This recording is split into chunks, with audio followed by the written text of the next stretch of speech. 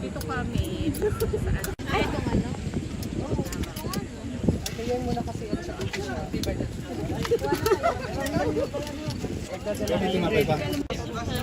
Nakita ka naman doon. Ano yun?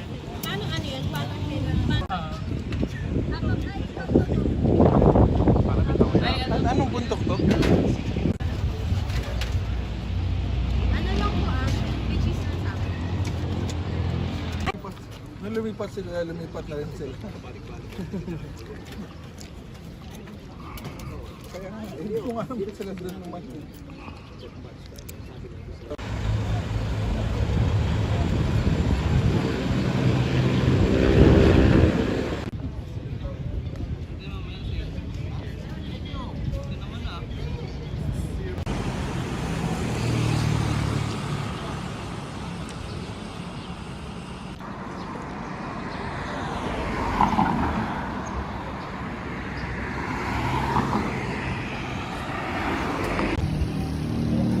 Ah, bibili niya?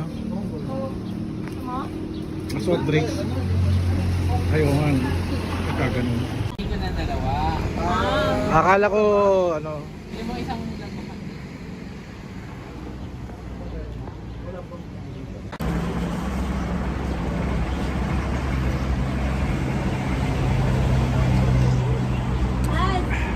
Ano ba kung nanghanap dito sa Isabela? ano yan?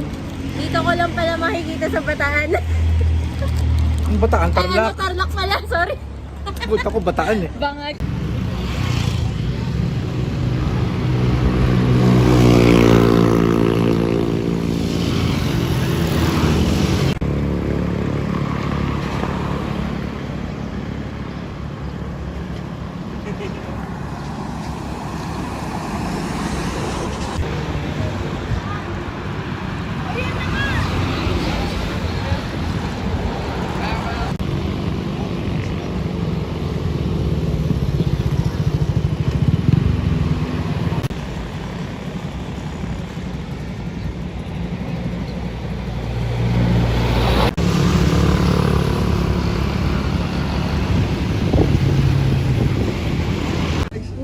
Sa Baler. Pangalan ko po sa Baler na Yan nagsalba ng gutom ko dun sa Baler. Kinain ko yan sa bahay. Wow. Umabot pa ng bahay. Ah, may gatas. Yun, sinandwich oh. Panalo. Ay, crepe siya. Crepe style. Oh. Hindi ka na strawberry. Ikaw, Nicole, gusto mo? Ito. Sarap.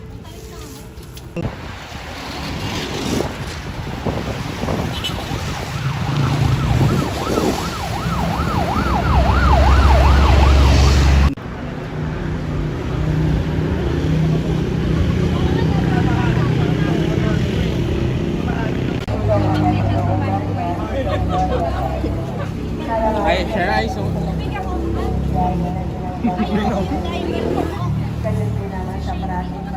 tika mo. Dalahan na lang. Ano pa yung feeding program ni Shane? Ayuda. Oplan Rino.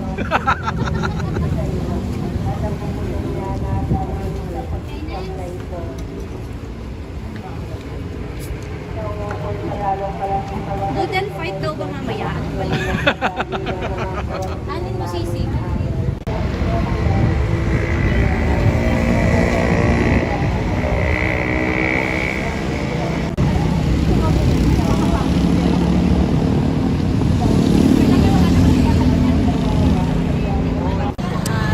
So you're watching my video documentary of my vlog. So we are here sa Tarlac and for the Freedom March. It's the Bataan Death March commemoration event. And legit, naglakad sila from Bataan going here sa Tarlac for 3 days na. So welcome natin sila. Let's cover natin.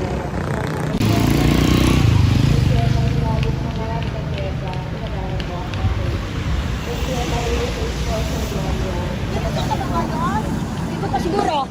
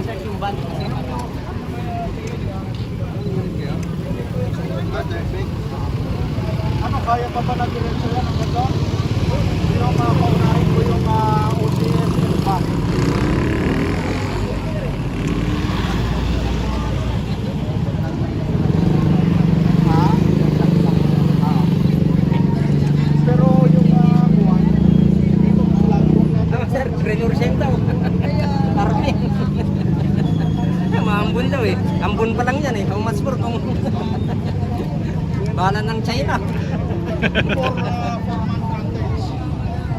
Mag-4-man frontage yun.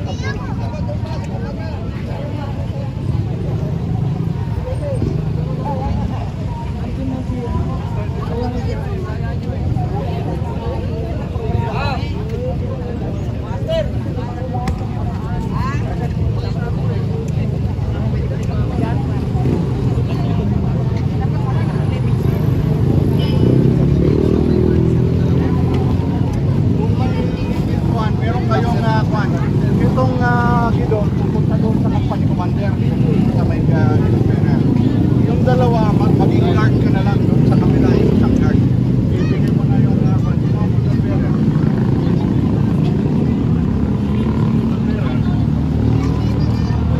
Isa pa din, isa doon sa kabila, mag-adjust niyo yung 4-man frontage. 4-man.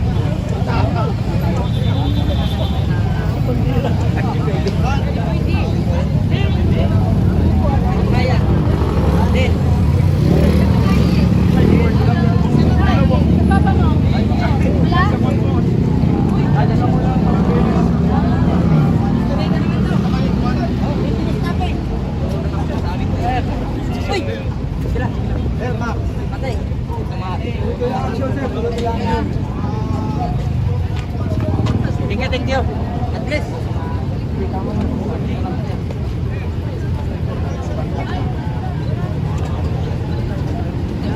Matik. Mana?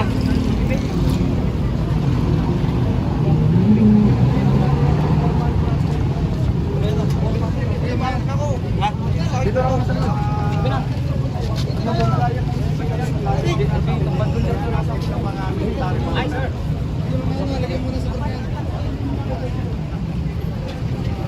Foreman frontage. OCS forward. OCS forward.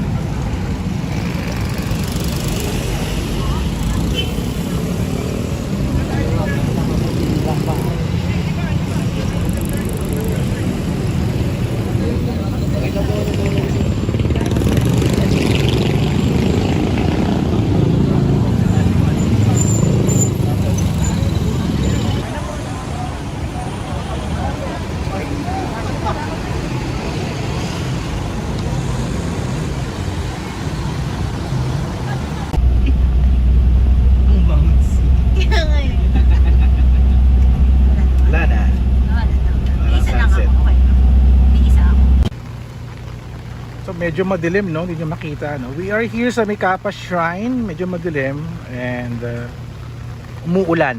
Ayan. So hindi pa kami makapag-prepare and wala pa yung mga freedom walk, no? So dark. Ito yung payong ko. Ito yung payong ko. So ito yung video natin for now. We're going to wait kasi may program.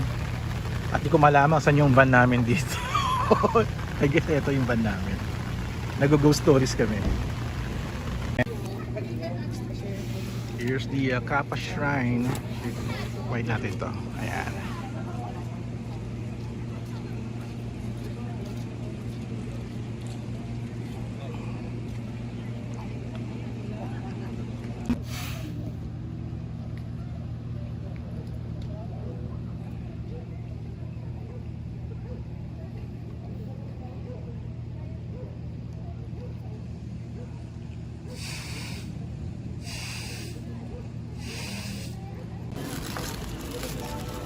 Alright, dinner time guys. And this is my food, adobong manok. Adobong manok. At medyo rainy pa din. At tatay natin yung mga nag-freedom walk. Ayan.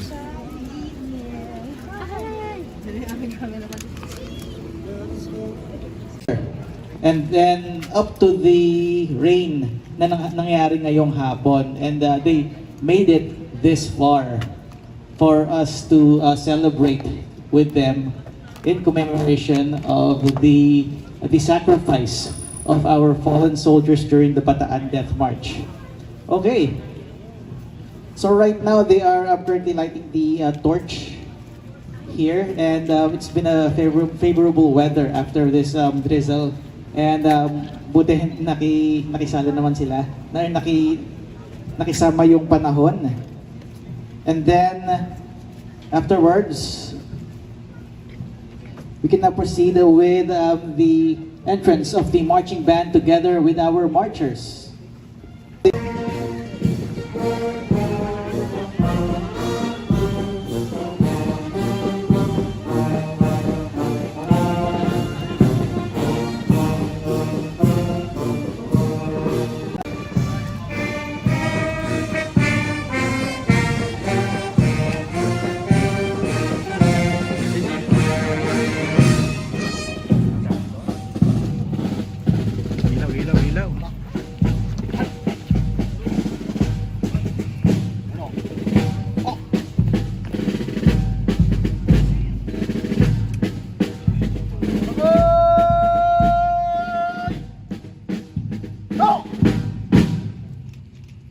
Ilaw. Narito pong lahat ng marcher ng Freedom 2024.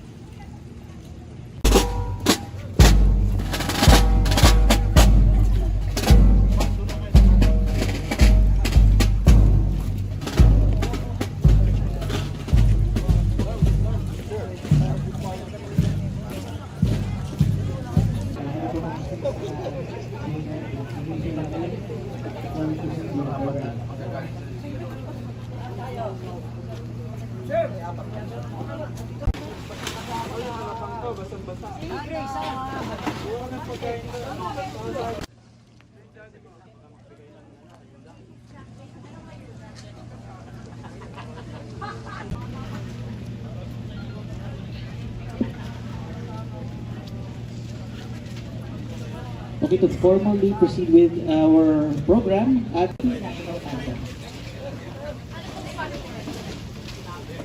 Tayo muna tayo. Flag ceremony.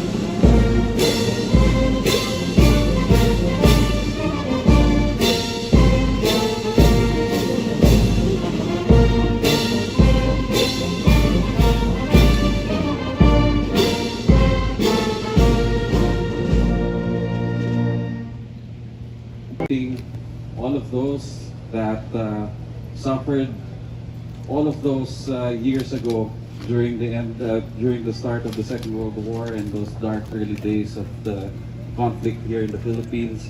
And thank you for participating, because in joining events like these, you help spread the word and help spread the awareness about all of the things that our forefathers had done, all they had sacrificed, and all that they have given so that we can enjoy the freedoms that we enjoy today.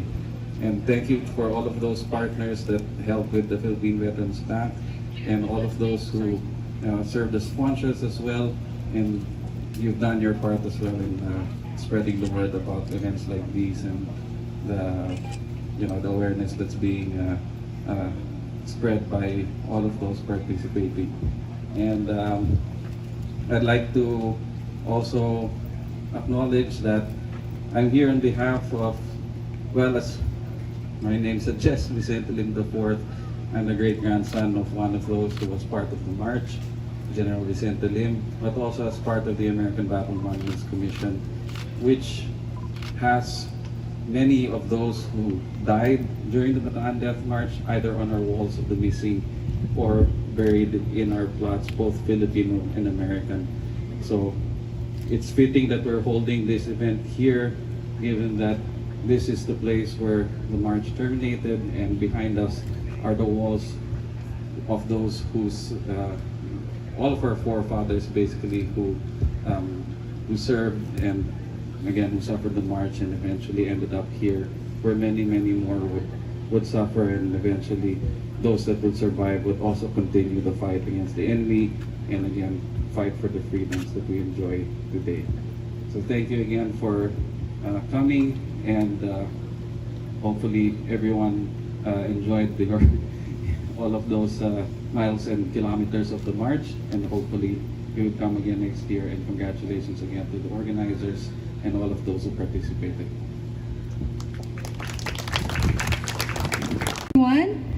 I know we were actually faced with I guess an anticipated rain, but I would look at it this way, that I think this is a cry from heaven, and even the heaven actually is acknowledging the greatness of our forefathers who have laid their lives as part of our history and as part of our freedom. So allow me to read to you the message of our Honorable Mayor, who unfortunately had a previous commitment. And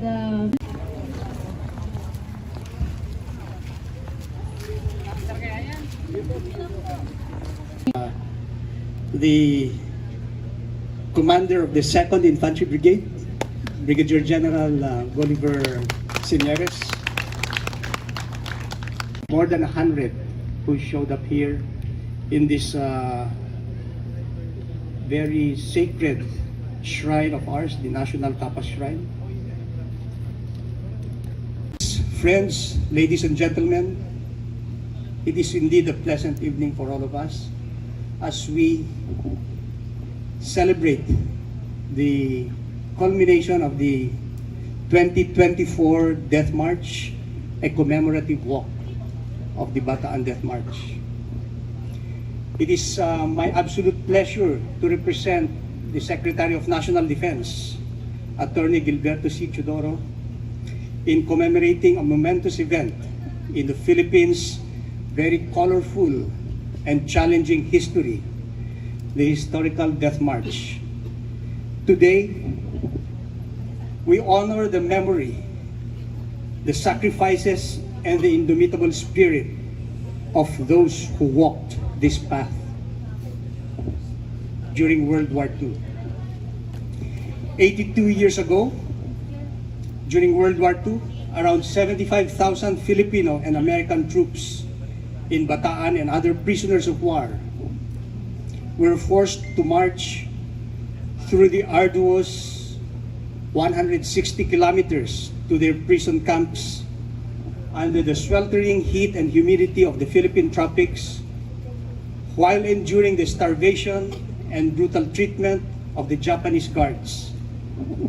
Significantly, this march caused the death of approximately 17,000 men, So with that, we could not fathom the depth of suffering and brutality that the prisoners of war endured in those times. However, their sacrifices were not for naught, as they were able to very decisively delay the Japanese advance into Manila, the capital city, for 99 days. And prior to coming here, somebody told me that we should not be celebrating the fall of Bataan, but rather on the victories. I say here and now that that is a very big victory. To delay the enemy's advance for 99 days is no mean feat. And what does this mean to all of us? That delay is a victory in itself, because we were able to frustrate the war plans of the Japanese in their invasion of the country. And that indeed prevented a lot of greater damage that could have been done, not only to the Philippines, but to the neighboring countries that were supposed to be in the war path of the Japanese invasion forces. So that delay, again, is a very big victory, one of the great victories that we could be proud of in the annals of history, particularly our performance in World War II. On the Bataan Peninsula in the Philippines, 10 hours after the attack on Pearl Harbor. On December 7, 1941, the Japanese Imperial Forces attacked Pearl Harbor, and soon after, they turned their attention to the Philippines. The sun hangs low in the sky, casting long shadows over the beleaguered defenders of Bataan. American and Filipino forces, battered and exhausted, face an unyielding adversary. The march begins. A relentless journey into the abyss. The captives, both American and Filipino, trudge towards. Their eyes are hollow. Their souls are heavy. The prisoners, both American and Filipino, began their grueling journey. O'Donnell, the sun hangs low, casting long shadows. Families of the soldiers arrive, carrying. Thank you so much for that very moving and beautiful reenactment. Once again, give a round of applause to the Philippine Living Society.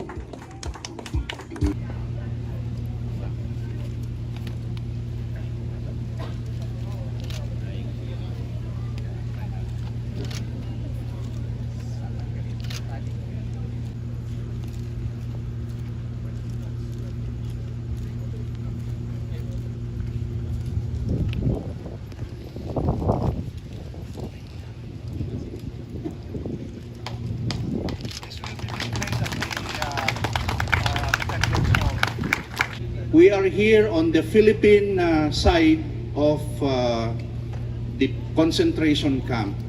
The American side was just across the road. This is the same road during the war. The American side of the concentration camp is now a housing area. It was good that this part has been retained and made into a national military shrine to commemorate the heroism of about 70,000 officers and men who sacrificed their lives. It was sometime in July, June and July, when the prisoners were already released, because the rate of death at that time was 500 a day. 500 a day, and there is a continuous burying of the dead from sunrise to sunset, even up to about 8 or 9 in the evening. And the the burial detail assigned at that time. Sometimes he is the one that gets buried the following day. After this camp was closed for the prison as a prison camp, this was made into a re-education center. Those who are strong enough to undergo training were enlisted into the Bureau of Constabulary that is under the control of the Japanese forces. And of course, that is a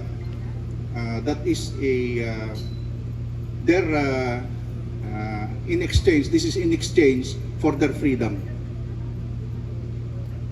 And after this, when after the training, the camp was again reopened for guerrillas who surrender or are captured in Visayas and Mindanao. They are brought here again for incarceration, so that they will be reducing the number of guerrillas fighting the Japanese in Visayas and Mindanao. This camp should always be remembered, because and also the effort that our Filipinos had made during the invasion and also during the occupation period. Australia may not acknowledge that they were saved. They try to skirt that idea, because the fighting in Bataan and Corregidor was for 50 days, 55 days in Bataan. They were only given actually 30 days to finish the operation. And Corregidor lasted one month more. And after that, there was guerrilla operation all over the country. For other Asian countries, the other countries only waited for the Allied forces to liberate them. But in the Philippines, the Filipino guerrillas fought on until the Allied forces came back. And that tied up the Japanese forces, and they were no longer redeployed to other areas of Southeast Asia and the Pacific. Now it is my honor to acknowledge our friends who made this 2024 Freedom March possible. Capas Mayor Roseler Rodriguez. On behalf of Philippine Veterans Bank, I'd like to thank all our partners, particularly Yusek Lorenzo, Asik Aguilar, Ms. Tanglao, and all the local governments who participated. As a son of a veteran on both sides, I cannot help but share with you the immense pride that I feel for all of you who completed the march. And the march for the past 2 days, there's several stories that can be told. And I hope it doesn't mind I mentioned, for example, Jimmy Tejada, who walked and traced the steps of his father in the death march and saw his father's name in the line. We had 2 gentlemen from Marinduque who had no veteran connections but participated in the march. Iba talaga. Pusong bayani, dugong bayani. Maraming salamat sa inyong lahat, and good evening to you all.